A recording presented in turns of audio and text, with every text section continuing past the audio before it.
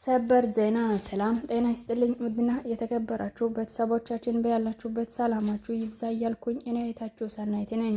ዛሬ በሄርሜላ ሚሊዮን ዳይመንድ ቤት የተለቀቀው ቪዲዮ እጅግ በጣም ልብ የሚሰብር ቪዲዮ ነውና እንግዲህ እያያችሁት ገብታችሁ ላይክ፣ ሼር፣ ሰብስክራይብ እያደረጋችሁ ሄርሜላ ሚሊዮንን አበረታቷት እያልኩኝ አጭር ዜና ይዤላችሁ መጥቻለሁ።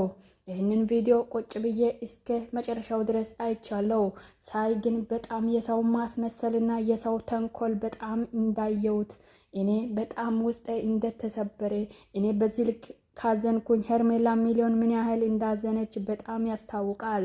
ምክንያቱም አብርሃም ታደሰ ወይም አብርሃም ቀብራራው ይሄን ያህል ለሰው ክፉ አይደለም። እሱን ግን ህዝብ ፊት ይሄንን ሁሉ ስምን ለማስጠፋት እንዲሁም ደግሞ በሱ ላይ ተንኮል መስራት ለምን አስፈለገ? እሱ ለሰው ልጅ ምንም አይነት ክፉ ምንም አይነት መጥፎ ነገር አስቦ አያውቅም። አብርሃም ታደሰ በጣም የዋ በጣም ደግ ቅን ልብ ያለው ሰው ስለሆነ ይሄንን የዋነቱን ተጠቅመው ብዙ ጊዜ እየተጫወቱበት እንደሆነ ዛሬም ይኸው ተናግራለች። እቺ ቡና ቁርስ ተብዬ ይሄንን ሁሉ ሴራ ለምን አሰብሽ?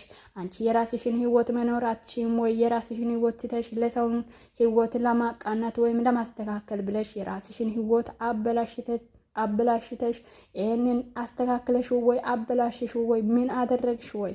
አንቺ እቺን የመሰለች ሄርሜላ ሚሊዮን ወይም ዳይመንዷን ከአብርሃም ታደሰ ለማለያየት ብዙ ጥረት ብታደርግም አብርሃም ታደሰ እንዲሁም ሄርሜላ ሚሊዮን መቼም እንደማይለያዩ እኔ አስረግጬ እነግራቸዋለሁ።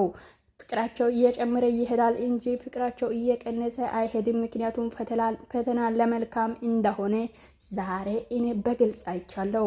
እቺ ደመቀው ተብዬ በጣም አስመሳይ፣ በጣም ወራዳ፣ በጣም ባለጌ፣ በጣም ቆሻሻ ሴት እንደሆንሽ ዛሬም ያንቺ ማንነት በግልጽ ወጣ።